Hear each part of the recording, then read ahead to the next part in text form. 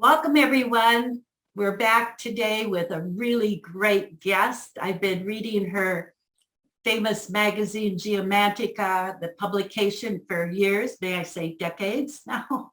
And it's just great. It's Alanna Moore.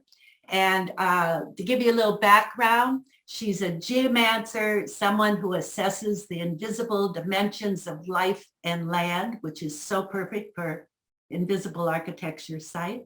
She's also a keen gardener, writer, poet, singer, teacher, and filmmaker. And she was originally from Australia and now currently lives in rural Ireland. She has degrees in permaculture, building biology, and she's very into dowsing. And we have a lot of dowsers watching this. And to share her knowledge and skills, she's been teaching across Australia, New Zealand, Asia, and Europe since the 80s. In the process, gaining wealth of insights into subtle energies, earth mysteries, nature spirits, the folklore of traditional interactions with them, and the imperative of maintaining harmony with the other worlds.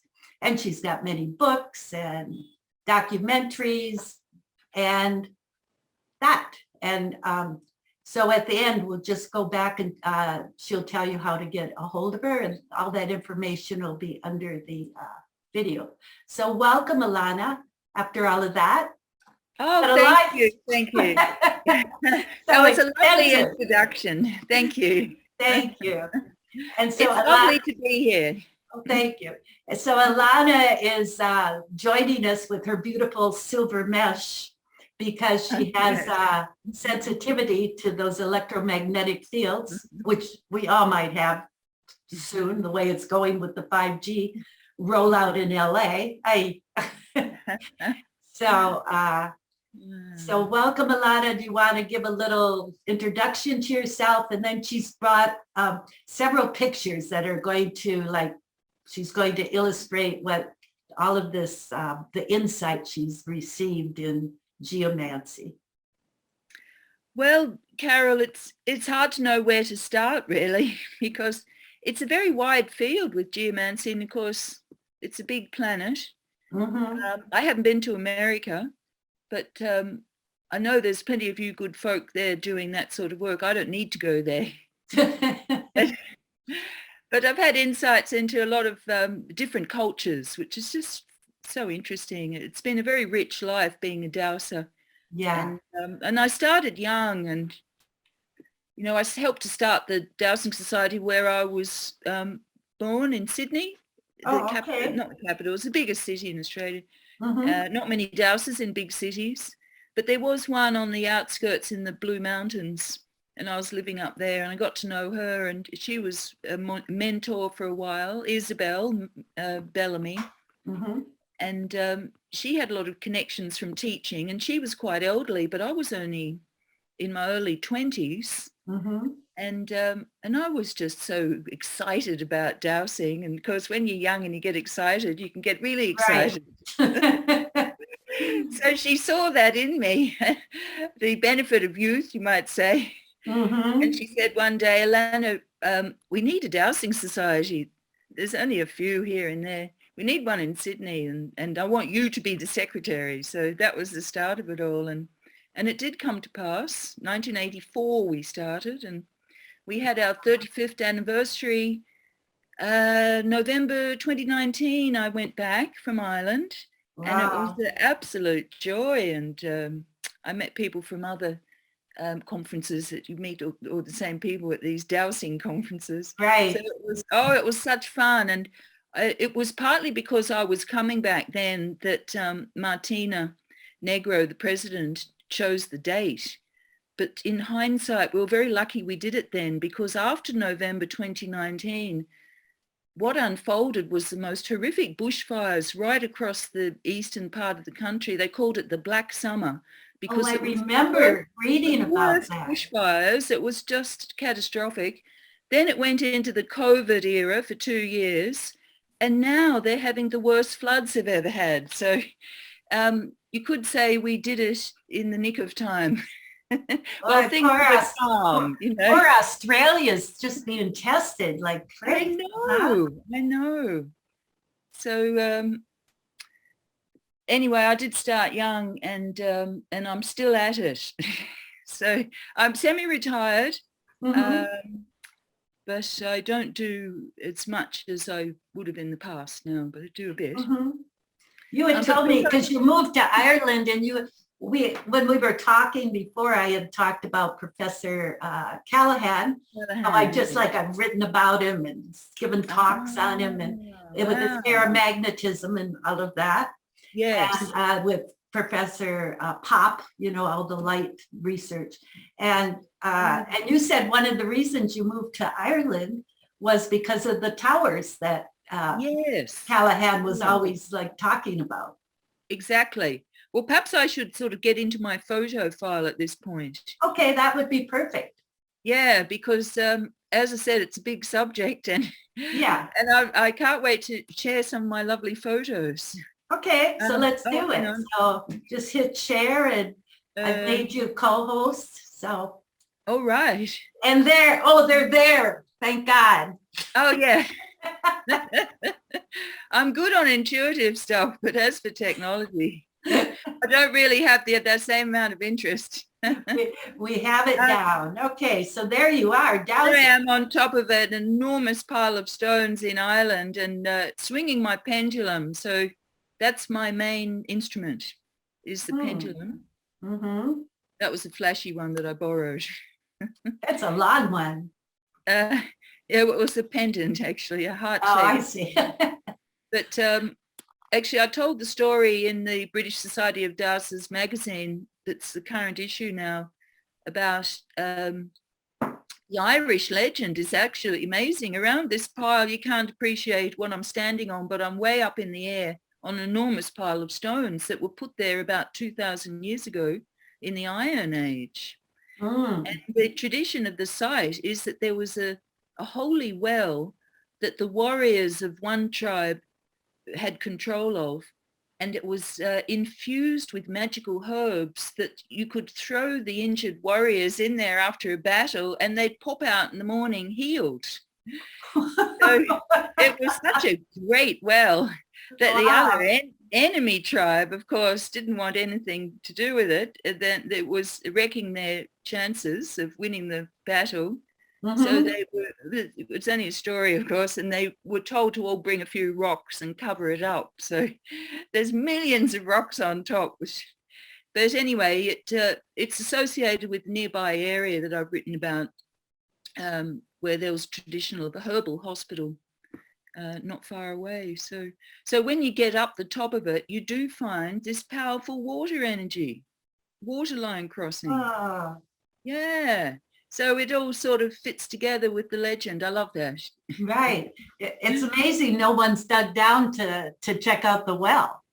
Well, you could say that's a good thing that the archaeologists haven't got around to it, because they tend to wreck things and they kind of reconstruct them with metal and everything inside and make it all nice for tourists. Sometimes it's common in Ireland, especially in the past. But anyway, I'll just find something else. Now, of course, I'm from Australia, so this photo is just showing you some of my technique, energy dowsing technique, just using hands as antennas. It's a great sensitizing exercise. So. And of course, what a great spot. Pure quartz boulders, an outcrop of pure quartz in Central Australia. Wow, that must be powerful. And very unusual that it hasn't been mined for gold, because usually when you get the quartz like that, associated with gold outcrops. And so they get blasted by dynamite. So there's very few, but they're very high energy areas, as you could imagine. And this one, I was told, is the kangaroo dreaming site for the local Aboriginal people. Wow. So, where is this? In Central? Somewhere in Central Australia. Yeah. Can't remember exactly.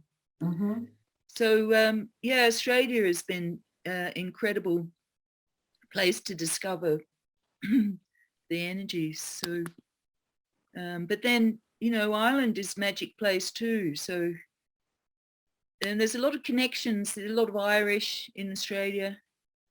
And are there? loads of Irish people, loads of names, place names that are Irish everywhere you go. Yeah. Oh, I didn't know that. Yeah. But see, their culture was sort of a bit stomped on by the English. So they, and history books, you know, when I was growing up, you didn't hear much about the Irish because they were the oppressed ones.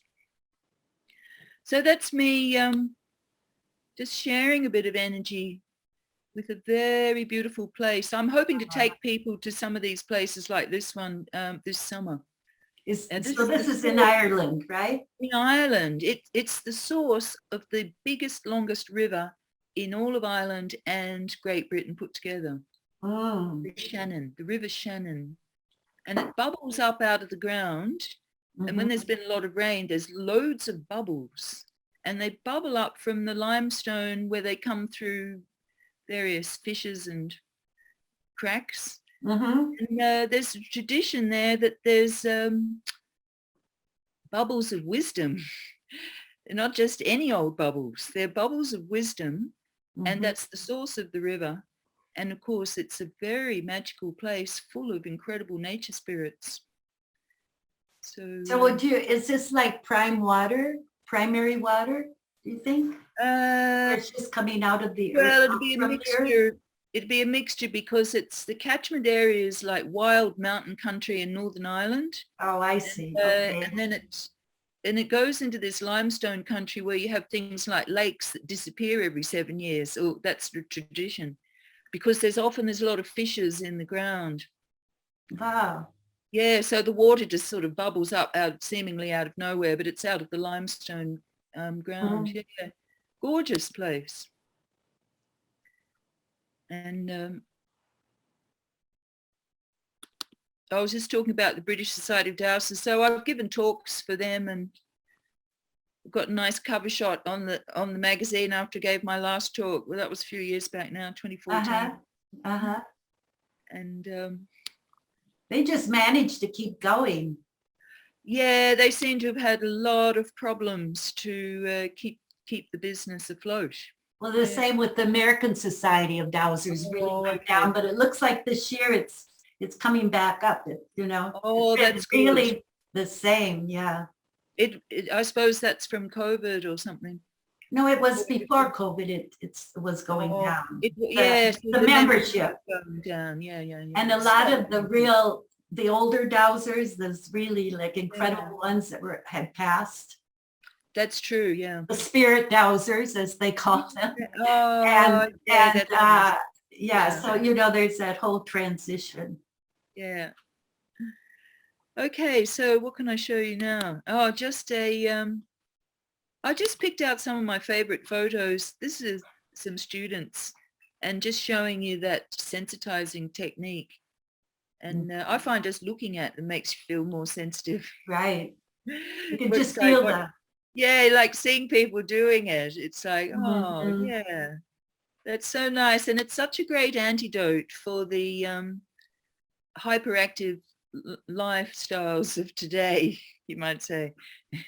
So have you found that, I mean, Ireland is so famous for their nature spirits. Have you found a lot of that there? Well, they are everywhere. So, but they just seem to understand it more. Or honor them more. Well, they do and they don't. The older people, once again, and they're dying, you know. So there's fewer and fewer older people who really get it. Yeah, the church did a good job of suppressing it, you might say. But I'll show you some of my Irish ones. Okay. A few Irish things. This is where I live. An artist friend drew it up for me because I was just fascinated by the maps and all the ancient sites that were on the Ordnance Survey maps. And so he expanded it and did it, and now I'm using it for my advertising. But these are just places around where I live, and there's extraordinary megalithic sites all over the place. It's quite something, standing stones and everything.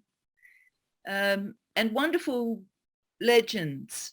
For instance, between this hill here, Shebeg is the little fairy mountain, and this one here in the middle, Shemore, is the big fairy mountain. And the story goes that the giants that live in the mountains were having a fight, and they're throwing stones at each other, and somewhere in the middle, and you can see it marked, but I haven't found it on the ground, and I have to go looking more, is the standing stone that was said to have been dropped by one of the giants. He missed the other giant. And the funny thing is, there's kind of an element of truth in that in the Ice Age, there was a big glacier there, and there were big rocks, and they everything melted eventually, and so they dropped out of the glacier. They'd come from somewhere else, dropped down from the glacier, kind of from the sky almost. And some of them might have even been standing up when they dropped. Oh, I see. To explain some of the unusual stones that were revered in the past. Yeah. So you visited both of those? So these are the places I love to visit in my local area within just a couple of miles, That's just a very small part of, I live in a very unspoiled area, so. Well, that's so lucky for you, right? You've got so it's perfect for me because I'm not getting irradiated by electrosmog all the time. But sometimes the sites might be a bit disappointing, but if you go in the right frame of mind, things happen, magical things happen. So what we're looking at now is a place called the Cat Cave. Would you believe? The Cat Cave. And it was just a hole in the ground where there's a crack goes down in the limestone, goes a long way, and they used to have a tunnel going somewhere, or and there was legends associated with it, an underworld entrance or whatever, and it got associated with cats. And I'd never been there, and it's just a hole in the ground.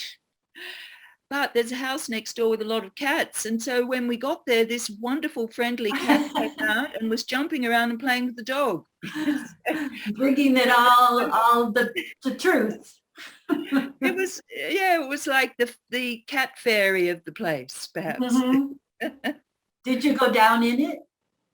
Well, you start getting claustrophobic very soon, and it's all wet and slimy. So I didn't get very far. It's not a very nice place, you might say. Yeah, I went to Brittany and did all the stone circles and all that. I mean, and some of them they're like, you don't know what's on that other end. I kept thinking maybe a bear, Oh, wow. Because you get way in there. Yeah, no, there's some stunning sites, but I take people to places that are really off the beaten track. These are my Malaysian friends, and they came over, and I took them to this site. And this is so ancient, and it was for you doing magical work. It's in a church ground, a ruined church ground on the shores of a lake, right on the border of Northern Ireland, where it's sort of real backwater, and literally. And it's called a blessing or cursing stone, and you can actually go there and touch it and hold the stones, and you don't have to pay to go in. It's unspoiled. It looks like each stone has its place, like it's... Yes, it's in the Bullhorn stone. So you find these stones with like cup marks in them, big ones. Some, I've written about them a lot in my book, Touchstones for Today, because there's a sense that the tradition of stones in holes in rocks was something to do with grinding grain, and that was a sacred activity, or it was a sacred aspect of grain production. You can find those here from the Native Americans. Yeah. Like where they have those. Yeah. And they thought everything was sacred. So why not have the grinder sacred? Or maybe when they had their get-togethers and festivals, they had to grind a lot of food on the spot. So because there's about 9 depressions in the top of this giant rock boulder on the lake shore. But the tradition is fascinating because if you go there and you really need something, not a Rolls Royce or whatever, you need something to happen that is like valid. House. You get the stones and you turn them clockwise. and that will make your wish happen. That's the story. But there's another side to it. If you have, let's say, been on the other side of injustice and you're really angry, but you're sort of powerless, but you can curse somebody. So you have the power of cursing. And then you turn them counterclockwise? You turn them the other way. That's exactly right. And of course, there's famous stories about during wartime, World War II, I think, that they were, I think the people on the Aran Islands Island were turning the stones to repel boats, German boats or planes or something. And a storm came up and they're all sunk. So there you go, it works. Wow. So there were ancient dowsing or radionic devices almost. But of course, if your curse was an unjust one, it was bound to come back on you. So you had to be very careful. Wow. Yeah. And there's some very powerful, you could say, female witchy spirits defending that site. Because when I came with my gang of 4 friends, and we were walking, you have to walk a fair way through the fields, and it was full of cows, but there was a couple of farmers and they were just sort of fiddling around with fencing or something, but they were really watching us. So they're obviously fiercely protective. That's good. Yeah. Fields, because it's like, oh, who are those strangers, because anyone could just take one of those rocks in their bag and take it home. And maybe that's happened. But anyway, the tradition is very rare now to see one of these cursing stones intact. Yeah, so there's only very few of them left. Anyway, that's just one place. Never heard of those. Never heard of blessing stones. Yeah, you have to be careful who you say, oh, I have a blessing stone here, or I have a blessing stone here. And now here's another spectacular shot, which is my friend Alice, who was in that last photo. She was mad about orbs. And whoops.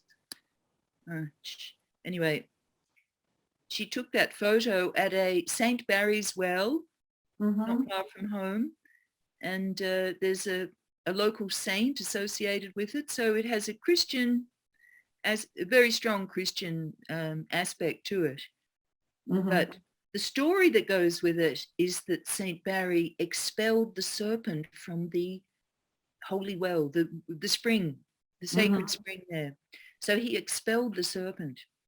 So when I heard that, I thought I'll have to go and look at that, because I have a book about holy wells and the stories. And years ago I checked it out, and sure enough, there was still a serpent there. It was a serpent line of earth energy that connected it down to the lake. And the story was that he chased the serpent down to the lake. But in fact, the serpent is still there as sort of permanent energy flow. So it's a great dowsing place. And yeah. Now she took the photo and those showed up? She took the photo, and later there was the cross in an orb. There's 2 strange orbs, and one has a cross in it, and which looks like a Christian cross. So it's just an amazing picture, because usually you always see the orbs are just kind of a grayish color. Exactly. Wow. So that was very unusual, and I thought, well, I'm not surprised. It has a lot of Christian. It had Christian aspects to it, like they probably said their prayers there or something. I don't know. But a lot of the veneration of the wells was more in the Christian era, I have read, but I'm not sure. You can't always believe what you read. Right. Now. So I had gone to the Baha'i temple here in LA, and I didn't like I went with a couple friends. We'd go to sacred places, and we just it felt okay. It was da-da-da-da. But then we went to the side chapel where the founder of the Baha'i faith, they had a painting of him. Anyhow, I took a picture. It had so much energy. It was unbelievable. And I took his picture, and then a big orb is right on his knee. It was so good. I just loved that picture. Oh, isn't that great? Yeah. And I took the Orby photo of a visitor a girl who was visiting a guy who was staying here, and they'd just fallen in love, and there was a giant pink orb above her head Wow. in the photo I took of them. Oh, I forgot to turn off the phone, but there you go. You Okay. need to do something? No? Okay. Now I won't go on. Oh, I might just go back to Australia for a minute before I get Okay. onto the round towers. So have you spent time with the Aborigines at all in Australia? A bit of time, Mhm. yeah. And I was shown a lot of amazing sites in Central Australia by my old friend who had been living there, and meeting a lot of the owners and the owners of the sites. So that was incredible. When we spent a good few weeks in Alice Springs. That's the place to really see Aboriginal sites. And in fact, you don't need a guide. There's just signposts all around town. Sacred tree, sacred rock. Someone said that they went Great. to Alice Springs, and then Yeah. an Aboriginal person told them the real power is 30 miles away. This is the biggest outcropping, but it was like, it was right. interesting. But that Yeah, they're right. marked, that's amazing. Yeah. So, and of course, Uluru, people think it's close by, but it's hundreds of miles away. The big so-called Ayers Rock. Oh, But yeah, you can go on a day trip from Alice Springs, but you'd have to leave at about 6 a.m. You probably get back at midnight or something. It's a long trip. wow, it is a long trip. Incredible. Yeah, it's incredible. It's probably a 4-hour drive or something to get from Alice Springs. But it's absolutely extraordinary. But unlike some geomancers, I'm interested in the small, the micro, the backyard, the local. This is only a small picture, but I took it a long time ago, and I probably never had a big file. But it's a very rare site. It's a men's initiation site, and I don't know, I probably shouldn't really be showing it if there's women around, but anyway. It just shows you that they did stone arrangements. This is near Sydney, in a secret location. And there's a lot of sandstone outcrops. So that's on a flat outcrop of sandstone, and 4 stone seats. One of them broken at the front. Yeah, knocked over. So over the many years, I've seen some incredible sites, even around Sydney. The rock carvings are extraordinary, and the sites are always sensitive to the spirits, but it was through being with people like my friend Billy in Alice Springs. He was incredibly clairvoyant, that I was able to gain confidence, because really dowsing, if you don't have confidence, you don't get good answers.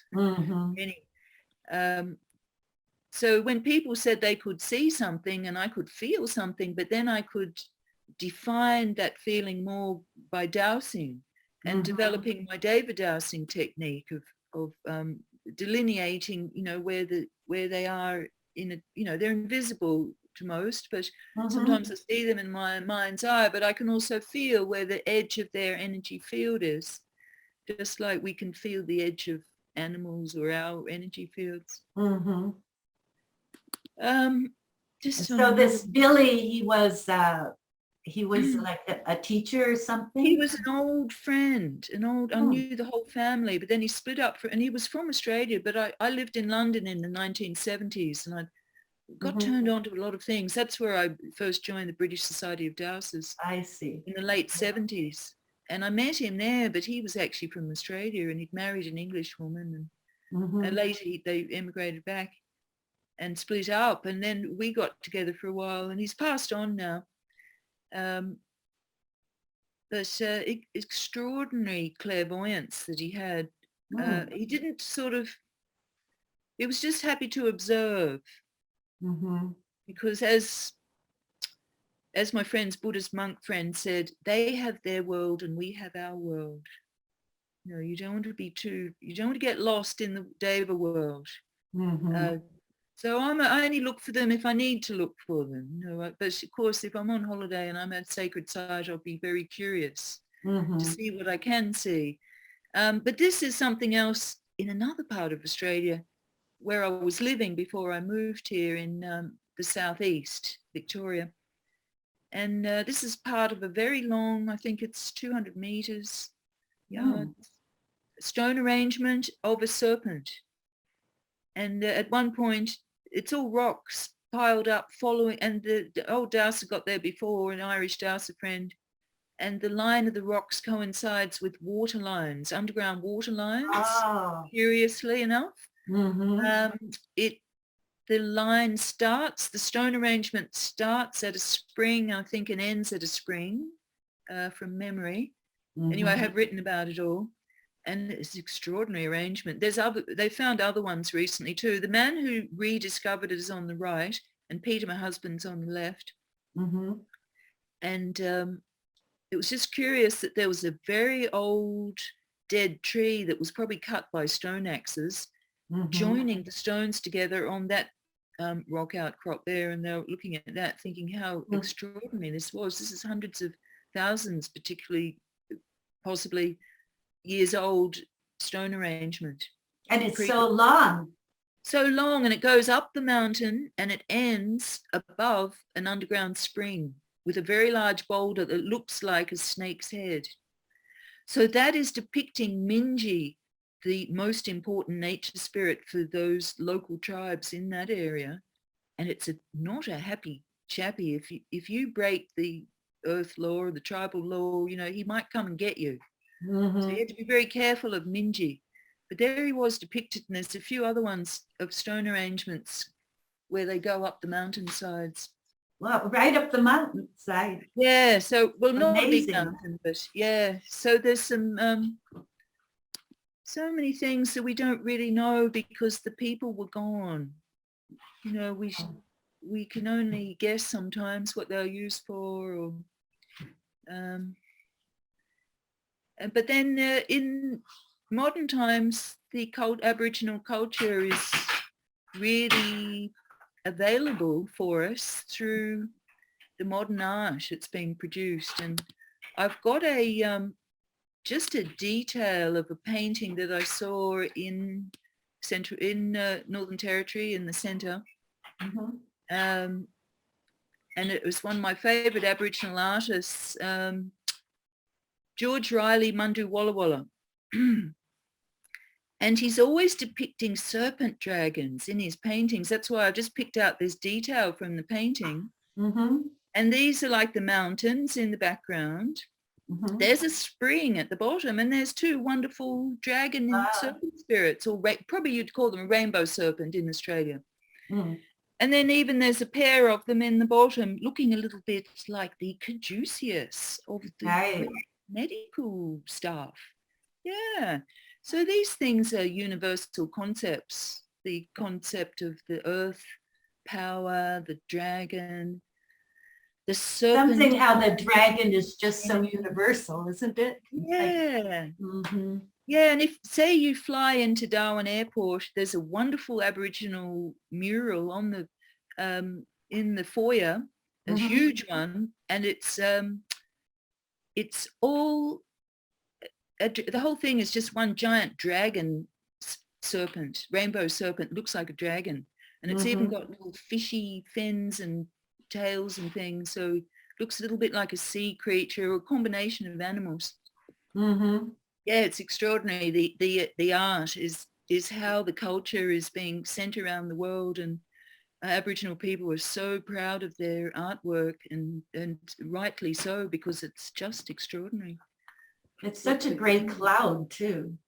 Yeah, the rain, and see, the serpent brings the rain, and it's the same story with the dragon serpents of China.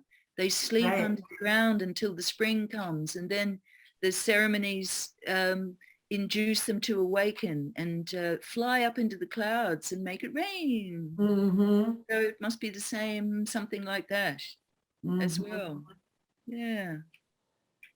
And are those little people in the corner? Yeah, they're cute, aren't they? It looks like they're having a little session around a campfire, dancing or something. So usually the paintings they do are of their own dreaming country, and they're showing stories of their dreaming that they inherit. So their culture is very tangible. It's something they inherit from their parents, or sometimes they can be gifted some dreaming. So their uncle might die and maybe doesn't have kids, and he'll say, here, I'll share this dreaming with, you take this dreaming on and you're in charge and you have to remember it. And often they had to sing a song, and that, because if you tell a story in a song form, it's a hell of a lot easier to remember. Yeah. So they'd have these songs that would tell the story of the land in that place that they were the custodian of, or still are. And then that would be passed down through the generations.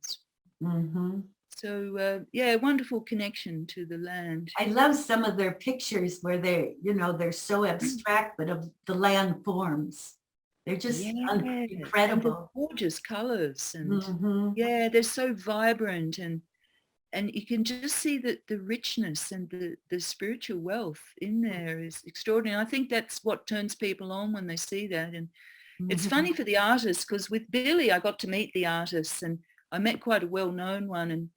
And one day I was grumbling, and he said, oh, the art dealer's just been here, and she said she wants another 50 snake dreaming ones. And same old one over and over and over. And he said, she must think I'm a robot or something. But you're not allowed to paint another person's dreaming. That's all you can paint, really. And even colors, you have to be very careful that if you have the dreaming of a certain flower, that if you paint it, you have to use exactly the right color.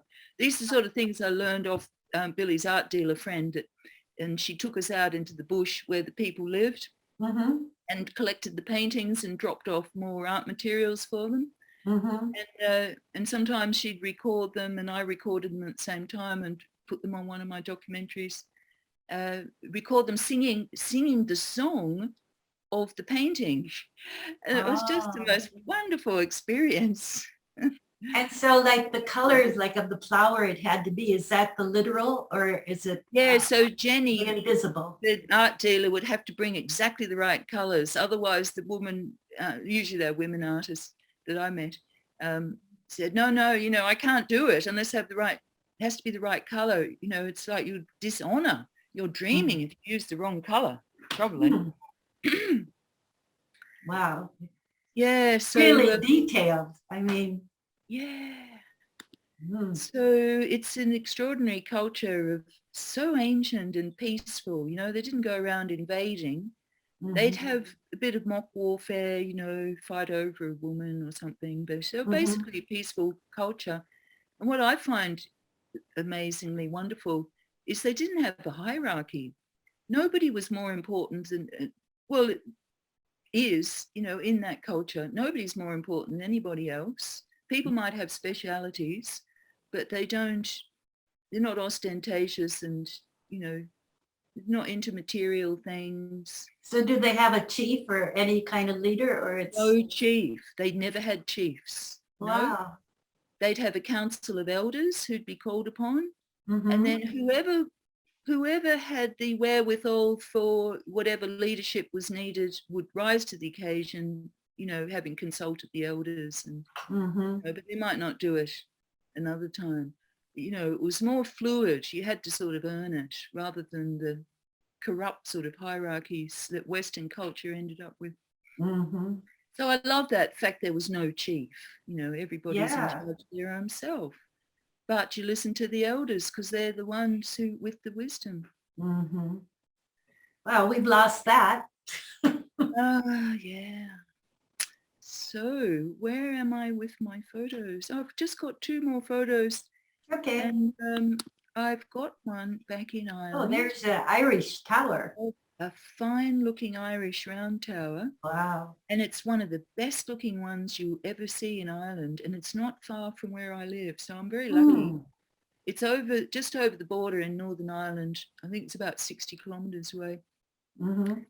I'd say, by the look of it, had a bit of reconstruction because they're about 1,000 years old. So the lightning caused a lot of strife, knocking most of the tops off. But either it didn't get struck or it's been rebuilt a bit, I'd say. And you can actually climb up the steps and get inside of it. So I hope to take people there this summer. It's called Devonish Island, but the setting is absolutely breathtaking. So Callahan Oh, look at because that. there's the Yeah. settlement for He had it. said that they It's an used at the island. top, they did their birthing in them. No, he was just guessing. Oh, I see. Okay. There was no women there. It was a monastic settlement. There was Oh, no I women giving see. birth. Okay. He did a lot of speculation, which when I did my studies around Ireland 21 years ago, Mhm, I couldn't see all of his theories holding up, but that's okay.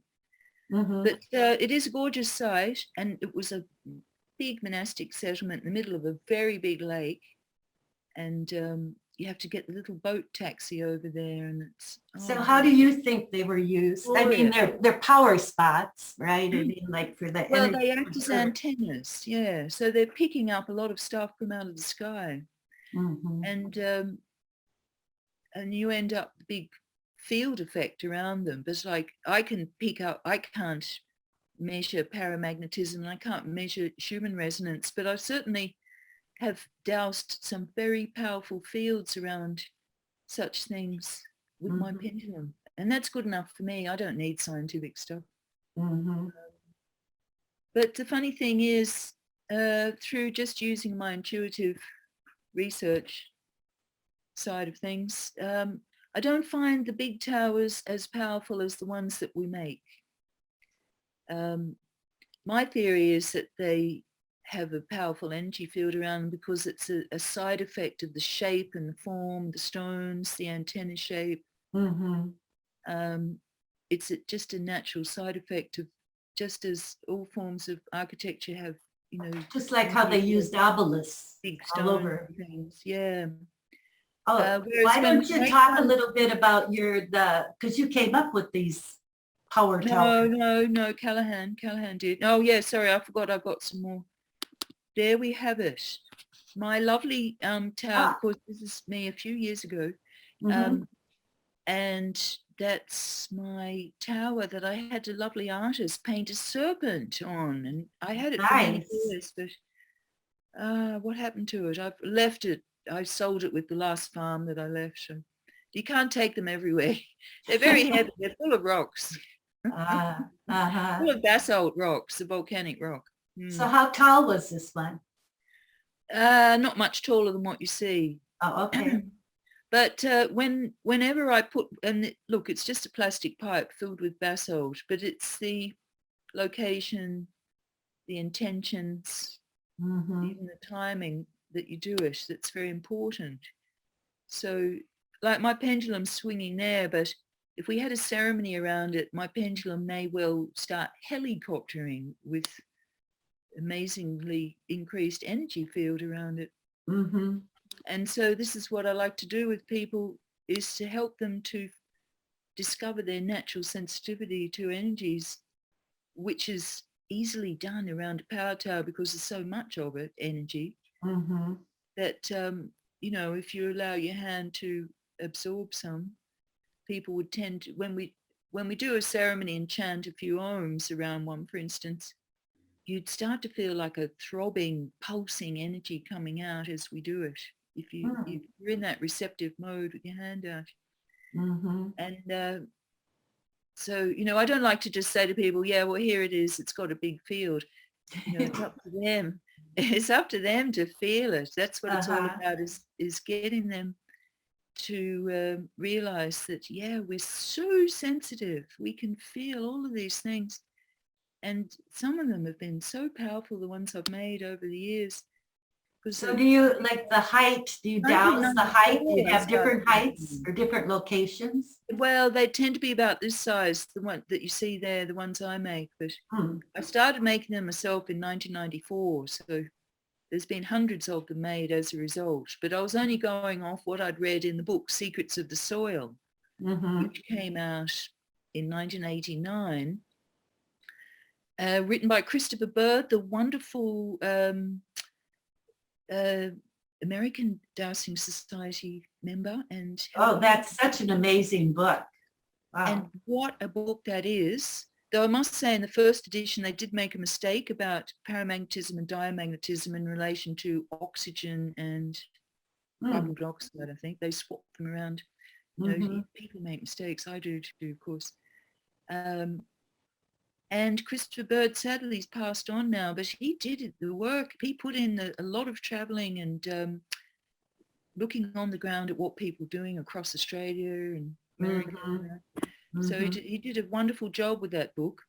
Well, I was lucky to meet his ex-partner, Shabbery Bird, and I met her with Hugh Lovell. It was about 4 years ago now, and sadly Hugh's passed on now. Right. Yeah. So I met them when Hugh was presenting a week of workshops for biodynamic farmers here, and they invited me to present something about power towers, but I'd never actually met them before. But it was just lovely to share with the both of them, wonderful people. And he did. He's written about this in the past. He was a good friend of Callahan's, right? But he didn't get the results that Callahan was anticipating. He got aberrant results, got into Callahan's ideas. So there was could have been a bit of tension between them. I don't know, but Callahan could be that way. I could watch. Okay. I have a video somewhere where he's talking with Dan Winters. Okay. You know, and yeah, there's like, it can get there. Yeah. So yeah, he said basically, according to the ideas of Callahan, that you must have paramagnetic soil to have fertile soil. He had an incredibly productive farm, but it didn't register as highly paramagnetic at all. But he reckoned that it was so high in silica that that's why he got good results. This is Hugh Lovell, but I think he wrote about that in one of his biodynamic books, which is very good. Yeah. Yeah. And so you put caps on them? I see that one has a cap. Yeah. So I do use the basalt, which Callahan said is, you know, the best to use. But like all things, you know, I sort of approach things as a skeptic and just try and see if I can make it, you know, if that works for me, or, you know, but I just use it as a learning to, you know. Well, you've had so much success with these towers, right? Yeah. So without having to measure Schumann resonance or anything, like, hey, exactly. I've had some really good feedback about them. And I've got the book Stone Age Farming that I wrote.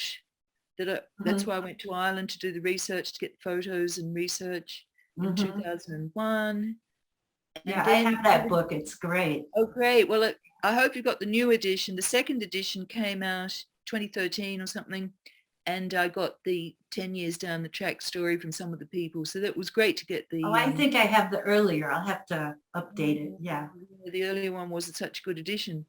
But now the Acres USA has their own edition, and I think that's based on the new edition, yeah. Okay. So they publish a couple of my books, including my poultry book, which has nothing to do with dowsing. Acres USA, I mean, thank God for them. Like, they just, you know, like for different people, they've given them such a place to publish, and, you know. Yeah, they're like this wonderful institution of common sense and natural wisdom, and it's great. So that's the power tower being blessed. And just as a little aside, what is this water? I just have one more photo on this series. Oh, okay. And then I'll tell you a story about my background picture, and then I think people might be starting to fall asleep then, because the hour will be up. Now, when I make them out of the plastic pipes, which is very convenient when I'm traveling and teaching, to have the pipe and, you know, common things available, but they don't have to be as ugly as it sounds. So this is at a lovely garden center run by Anja Marwald in Wuppertal in Germany. And she's very artistic. So this is what she did to her town. It's very nice. Yeah. It's very snappily dressed. And then she's got that had no plants, but it was March and it was -5 when I was teaching, and it was really cold, and we could hardly go outside because of the snow on the ground, and it was a late snow because there's nothing on there. So to see that picture, of course, it's full of life there now. And actually the feedback from 2 years have passed, and she said everything, the whole energy there changed, and it was just fabulous. She was so happy because I visited there again. And like there was some weird energy there in one of the buildings. Her father, because it was a family business, and it was a very well-established giant garden place, and the father during World War II had been assigned all these prisoners of war, these French farmers, and they were sort of locked up in one of the outhouses. And there was like really bad energy in there. Like I had a big job on my hands trying to clear a bit of energy, but yeah, she said after the weekend, and then I did some individual stuff for her. And then after the teaching and putting that up with the group of happy people, putting good energy into a tower, it's just a lovely experience, and it has a great after effect too. So, and so now you want to know, actually I have another one. I have the big version of it here. Oh. It's not cluttered. Oh, but what's wrong with it? Hang on. Isn't it a lovely scene? It's Loch Foyle in County Donegal, which is north of here. And it's just opposite it's the boundary of Northern Ireland and the Republic of Ireland. And it's where in World War II the flying boats came in, because even though Ireland was neutral, they helped out. So they let them land in there. So there's a very big naval base. Naval? Military, naval. Just zoom in. So in fact, for all the idyllicness of this picture, whoops, no, that's not what I wanted. Can you see that thing there? Oh yeah. That white, yeah. It's a giant radared place. With huge radar transmissions, because that's, World War II was when they started radar. It never existed before. And so it's still a huge communications places, and they do military training, and there's bombs and stuff. So it's got a whole other horrible. And that's on the Northern Ireland side. My friend lives on the opposite side, and they built their dream house there, and she couldn't sleep or anything. When I came in with a meter and found this shockingly high radio frequency field in the house, miles down the road from this radar station. It's because it's super powerful beams coming out of it. Oh, I felt so sorry for her. And the kids as well. I mean, to me, they seemed autistic. And this is what can happen when you have electro smog that's really it's just like they're finding with those windmills everywhere, you know what I mean, those electronic, and then all the people like in those farms and stuff just getting ill and having to leave. And I've met refugees who had to leave their farms. I've heard about in Canada where the whales are beaching themselves near the offshore wind farms because they've got driven mad by the electrical fields connecting all the turbines together. Yeah, so need to correct all of that. It is a difficult world to navigate these days, but I'm happy because I have my silver vest. My silver vest. I see. So you have that too. Stones that help me. My 5% silver hat. And I try not to do it at night. I only have to do small amounts online. And I think it's a healthier lifestyle anyway too. Oh, it's so much. It's just especially since the pandemic, you know what I mean? Everybody just it's been way too much of it. Way too much. So do you want to just stop your sharing? Screen sharing? I could. And then you can give your I could give my finishing off. Oh, yes. How can I do that? Just stop share. Stop share. Oh yeah. Okay. Okay. Here you are. Here we are again. Okay. Oh, yes. So some of your books, and my books. You really need to read my books. they're really good. Please take that message. and subscribe to Geomantica. It's free. Yes, you just have to leave your name and I'll put it on the list. I don't do the social media stuff, but I try to look after the people on my email list. I don't bombard them with lots of emails, but if there's a magazine coming out or a new book, I'll let them know. But if they go to geomantica.com, I haven't got that written down. I can't wave it. It'll be underneath the video. I'm sure you'll see it somewhere. And luckily that's a new site because I didn't have one for a few months. So it was just as well you asked me now. I didn't have one a few months ago. But yes, out with the old, in with the better, new one. The old one got hacked. Good. Now I can have a better one. It always pushes you out. Yes. Yeah. You'll also see that I have magazine archives. They're PDFs.